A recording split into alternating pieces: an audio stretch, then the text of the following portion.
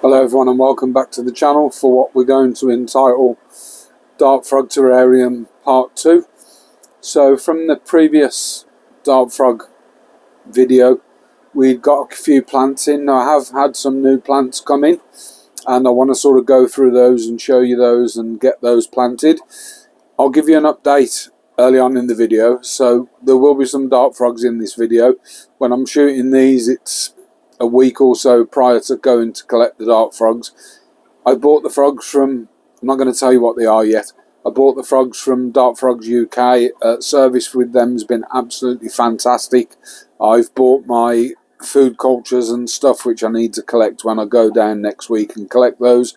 And I've bought various plants and bits from them. I think this is my second or third order from those, and I'm constantly on their website, so I just enjoy looking.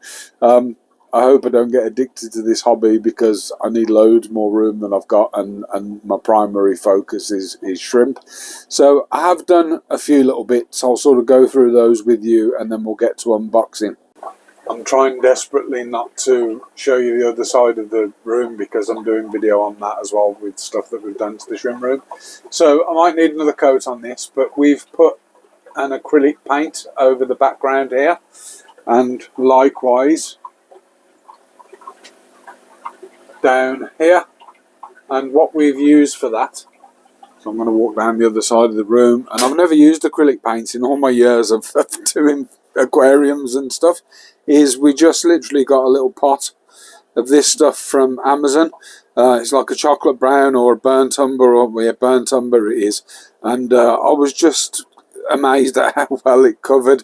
Now obviously if you've got stuff where there's light, it probably, you know, it'll probably come through slower, or you'll need, you know, light will come through it. You might need a few coats, and I'll probably need a second coat of that, but I'm astounded by how good this is. So this is our box of plants. I have opened the box but haven't gone inside the box, and I've literally opened this. I've removed labels from it, if I'm honest, just so that addresses and stuff are on there. So you'll be seeing this open as I do. I haven't opened these yet. I do know what I've ordered though. So if we get this box open, and I'm trying to do this one-handed. There's my invoice or my packing slip, which will sort of take us. Dart Frogs UK, I've had a few plants from them, and I was really impressed with the quality and the way they're packed and stuff. And that's ultimately where I bought my frogs from. So first plant is, I don't know if I'm going to be able to open these with one hand, maybe. So first plant is a Ficus Pamela Sunny, so that's a creeping plant, and I know exactly where that's going to go. And then I've ordered some foliage plants, so I've got a Fittonia Red. What's that one? A Fittonia White. I had a silver in the other one. And I've ordered a fern. I can't remember the name of that fern, but super healthy, well packaged, well delivered, tracked shipping just as we do. You get a choice with dart frogs of what you're going to do. So what I'm going to do is rinse these off. I'll run these under tepid water for a while, probably wash a bit of the soil off, and I'll get these planted. I'll check for slugs and things like that, and we'll get these planted, and we'll sort of video those planting. I mean, it's literally just digging a hole and putting them in, but it's placement I'm more interested in, showing you guys placement. But that Fittonia Red is stunning, and the white's nice. I think the two opposing will give some contrast in there, and I know where I'm putting the ficus already. And I do want another plant. I want a small epiphyte bromeliad. I have got one in the tank, not in the terrarium, but I don't really want to move that. I want to try and keep, I might move it actually. I might move it because I've decided not to put frogs in there, and ultimately it's just going to be used for isopods for the time being. So I might take that out, and I've got a place exactly for that. So let's get these washed and we'll get these in as well.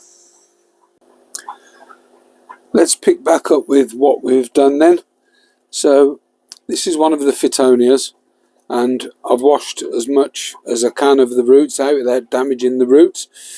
There's a particular reason why I do this, and this sort of goes back to probably my aquatic plants for the tanks and stuff, and unless they're grown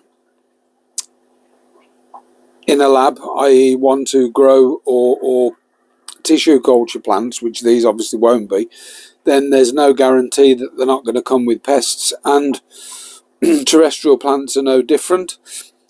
The purpose of sort of washing out, I mean, this is a good example. The purpose of washing out is just trying to be as biosecure as possible.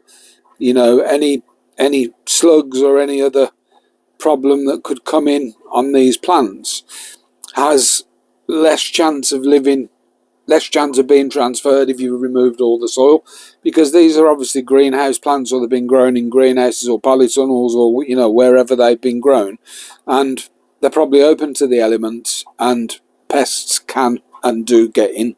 So I'll get these planted. I might do each one at a time and just sort of show you that. If I can set up, it's tall, and that's the difficulty, and I have to stand on the first step of my steps. If I can set up something where I can actually video the planting, I will. So leave that with me. I'll see what I can do. Sorry, shadows. I'll see what I can do, and we'll get that planted anyway. This is about as good as we're going to get. I'm a bit tentative because this is quite precarious, although I've set it up in such a way that if it falls, so I've got a tripod standing on a chair that's quite precariously balanced. I deliberately don't want to show you anything in the other side of the room because I'm doing some work in there, and that's obviously for a future video. If when I'm doing this the video suddenly stops and restarts, it is literally because my phone and the tripod has fell forward. But let's and I've got to stand up on a step to do this myself as well, which isn't great with a bad back.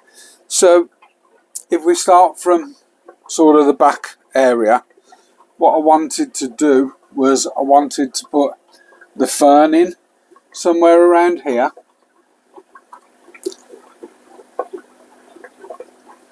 And literally just push it in, clump it back up with soil, because I want something that's going to bush out into that area. Now I still have a pot here, but I'm tempted to drop a bromeliad in there, a small bromeliad. So I'll leave that sort of as is. Likewise, across in this corner, if I just drop myself a small hole, I wanted this ficus. Now I could split this into a couple of pieces, and I'm not sure if I'm going to. So we're actually doing this on the fly, and I think I'm actually going to split this, and I'm going to separate this.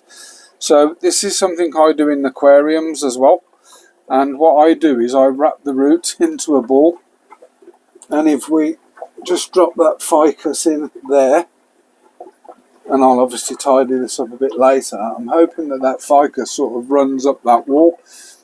And I don't know whether to just make that a bit heavier and actually get that coming over, or to do something in the other side of the terrarium. So I was thinking potentially down here, dig myself a little bit of a hole and sort of have that coming up. So we've sort of got stuff that sort of creeps across and up and over. I've got, these roots are quite shallow, and I do have a coconut hide here which I wanted to sort of try and make use of. But I'm conscious that I also need a bit of an area in the front for the frogs to sort of pop out and appear in. So if we get that one down here, and there are two pieces to this, but I think I'm going to, the roots are quite shallow, so I'm just being as cautious as I can with these. Oops, sorry, knocked it and it hasn't fell. That's good.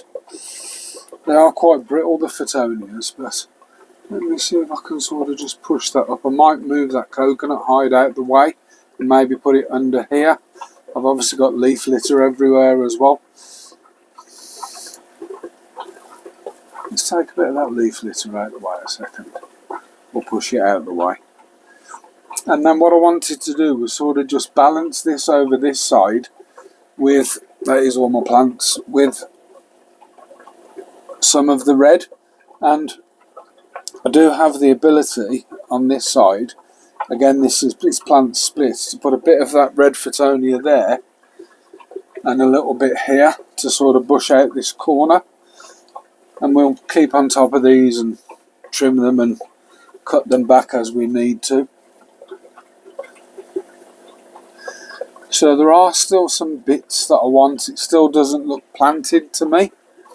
I think what I'm going to do is, let's put the leaf litter back. So I do have 2 shelves here, and I need to think about something to do with the shelves, but I'll probably look at other plant options, maybe some weeping moss or something here. And as I mentioned, I do want to put a small bromeliad in there. I do have other potential plants, but this is only a 2-inch pot over here, so I'm sort of a bit limited to what I can put in that. And I'm hoping that these ficus sort of grow up and over. And I'm conscious that I've got a pothos here as well, and I know that pothos is going to come up and grow, and we'll have to sort of trim that back as well. So I'll leave it at that for now. That's obviously us planted. I'm sort of conscious that the phone's on a stand and I'm standing on steps and I've got a bad back, so I'll break that there, and then what we'll do is I'll take that off actually, so it's a bit of something on the end of that branch, and what we'll do is we'll just mist these down, close it up, monitor it for a week, make sure everything's working fine, and then as I say, it's Wednesday today and I am picking up my frogs next Wednesday. So let's just give that a spray. Oh, sorry, painful stepping off there. And at the moment I'm literally just misting. So just misting with a spray gun. I probably will, knowing me, and because I like my automation, I probably will end up getting a misting system in here. So at the moment I've got these back 2 areas in this back wall that I need to have a think about how I'm going to do those, but that pothos will grow quite quickly, so it's probably going to grow up and over there, and I'm left with that corner. And so I probably will move the bromeliad from the other tank because I'm not putting frogs in that now. So in fact, can I do that now? No, it was pressed into a piece of bogwood if I remember, so I'll need to sort of slide that out and pull that out. I did notice that I've got a few of the magic potion isopods and I thought I'd lost them all due to the humidity, but I've fed them today a bit of fish flake, and I have noticed that there's a couple of the magic potions come out and sort of had a bite on that. So I think what the plan is, I'll probably break that tank down. There are plants in there, so I could utilise those plants. There are some Bucephalandra which I won't use, but there are other plants in there. There's another fern, there's a silver Fittonia, and there's the bromeliad as well that I could potentially use. I've changed something in there today as well. I've actually put an airline in there just to try and create a bit of airflow and keep the humidity a little bit lower, because it's sitting at 99%, which is just too high. I'm only using it for isopods. So okay guys, I'll pick back up when we get our frogs, so we'll sort of get those opened and housed and we'll show you. I'll try and take this same shot, so when we release those you guys can actually see them releasing, but you'll also see the plant growth in a week, and I expect a little bit of growth in a week, but we'll see. Speak to you next week.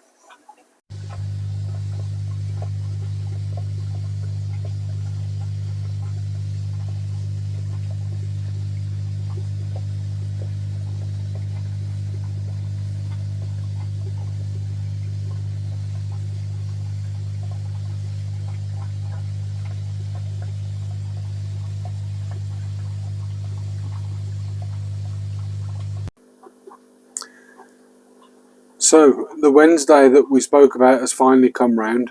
I've been down and picked up from Dark Frog UK some bits and pieces. So I've got another plant for that back corner, which is a bromeliad. I'm going to try a bulbosa up in the other corner, which is an air plant, along with various other bits that I've picked up in instructions. So I've got fly cultures and a dusting powder down here, and I'm going to go and get these plants in. I'll do a little bit of video, and then I've got the frogs to the side, but I'll video those when we release those so you guys finally get to see them. So let's get these plants in.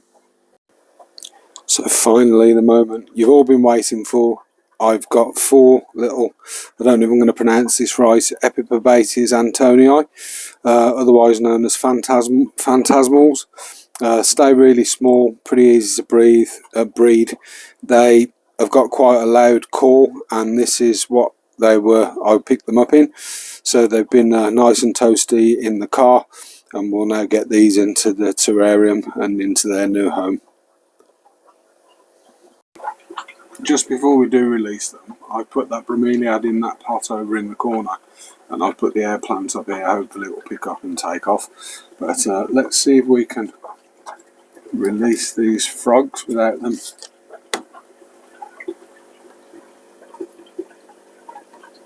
It's going to be quite difficult in here, I think. I think if we leave them like that and just let them do their thing. I don't really want to disturb them to get them out. If I can help it, I might be able to. But one's out down here. He jumped out as I went near him, and I think we might be able to move this guy, so he's out as well. There are some fruit flies knocking around. Let's see if we can get this guy to move. So there's another one in there. There are some fruit flies in here, so make sure those stay in.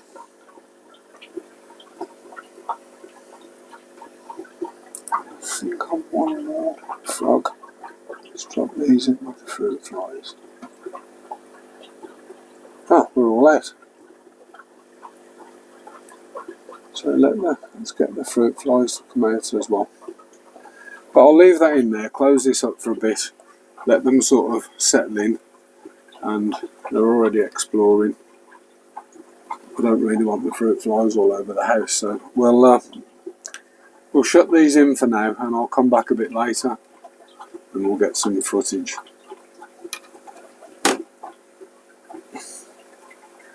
They are exploring already.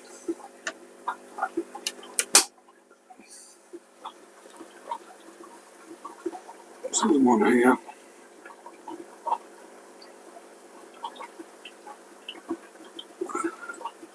I did see one making his way up here somewhere. I don't know where he's gone. But we'll let him settle in anyway, and then I'll pick up a bit later.